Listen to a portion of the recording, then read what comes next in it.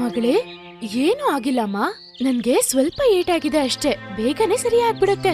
ನೀನ್ ಹೋಗಿ ಊಟ ಮಾಡು. ಇವತ್ ಬೆಳಗ್ಗೆಯಿಂದ ನೀನ್ ಏನು ತಿಂದಿಲ್ವಲ್ಲ. ನಾನು ನಟ್ಕಟಿ ಕೋತಿನ ಕರಿತೀನಿ, ಅವ್ರು ನಿನ್ಗೆ ಊಟ ಮಾಡಕ್ಕೆ ಸಹಾಯ ಮಾಡ್ತಾರೆ.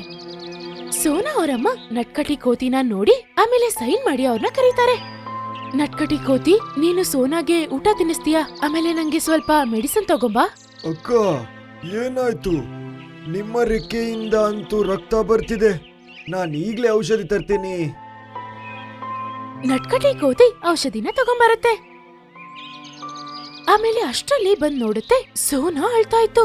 ಆಮೇಲೆ ಅವ್ರಮ್ಮ ನಿರಂತರವಾಗಿ ಕಣ್ಮುಚ್ಚಿದ್ರು. ಇವಾಗ ನಮ್ಮ ಅಮ್ಮ ನನ್ ಜೊತೆ ಇಲ್ಲ, ನಾನ್ ಯಾರನ್ನ ಅಮ್ಮ ಅಂತ ಕರೀಲಿ? ಅಮ್ಮ ಇಲ್ದೆ ನಾನ್ ಮಾತ್ರ ಇದ್ದು ಏನ್ ಮಾಡ್ಲಿ? ಸೋನಾ, ಹಾಗೆ ಹೇಳ್ಬಾರ್ದಮ್ಮ, ಎಲ್ಲ ಸರಿಯಾಗುತ್ತೆ. ನಟ್ಕಟಿ ಕೋತಿ ಸೋನಾನ ಹಗ್ ಮಾಡ್ಕೊಳ್ಳುತ್ತೆ.